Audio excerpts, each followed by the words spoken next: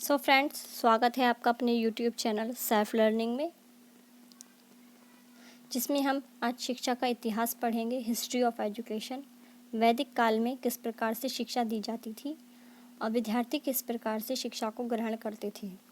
गुरुकुल में हम अच्छे से जानते हैं कि गुरुकुलों में शिक्षा दी जाती थी, निःशुल्क शिक्षा होती थी और इच्छा के अनुसार विद्यार्थी जो है अपने गुरु को गुरु दक्षिणा दिया करते थे। उस समय में कोई फीस नहीं थी। प्राचीन भारत में शिक्षा के कुछ स्रोत हैं जिनके माध्यम से शिक्षा दी जाती थी। ऋग्वेद पढ़ाए जाते थे, उपनिषद पढ़ाए जाते थे, महाकाव्य के माध्यम से शिक्षा दी जाती थी। उपनिषद में यह है कि ब्राह्मण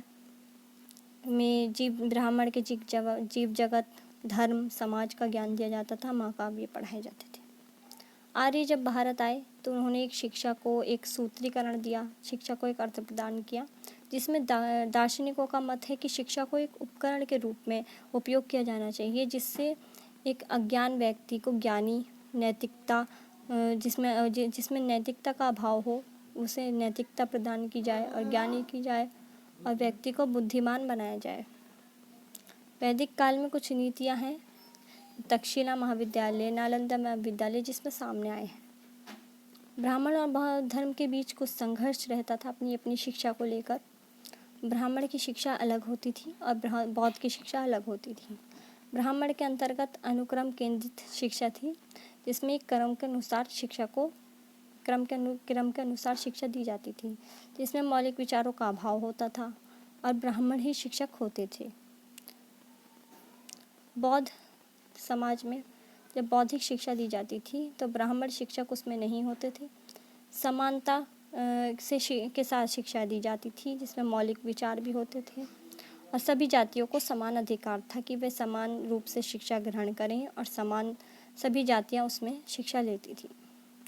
कई विदेशी यात्री नालंदा विश्वविद्यालय में आए, जिसमें उन्होंने बौद्ध धर्म की शिक्षा भी ग्रहण की और वहाँ की यात्रा भी की। इसमें शिक्षा का एकमात्र उद्देश्य जो है कि धर्म ही है, जिसमें धार्मिक शिक्षा दी जाती है। धर्म का ज्ञान देना ही उनकी शिक्षा थी। इसमें रहन सहन, खान पान की व्यवस्था अधिक थी, वह सभी निःशुल्क था। मुगल शासक जब भारत आए थे तो उन्होंने इस शिक्षा पर ज़्यादा ध्यान नहीं दिया और अपनी एक इस्लामिक शिक्षा का अधिक प्रचार प्रसार किया, जिससे इस्लाम का भी प्रचार प्रसार हुआ। तो इसी के साथ हम इस वीडियो का समापन करते हैं। आई होप आपको ये वीडियो अच्छी लगी हो। लाइक, कमेंट, शेयर और सब्सक्राइब करना ना भूलें। मिलते हैं अगली वीडियो में।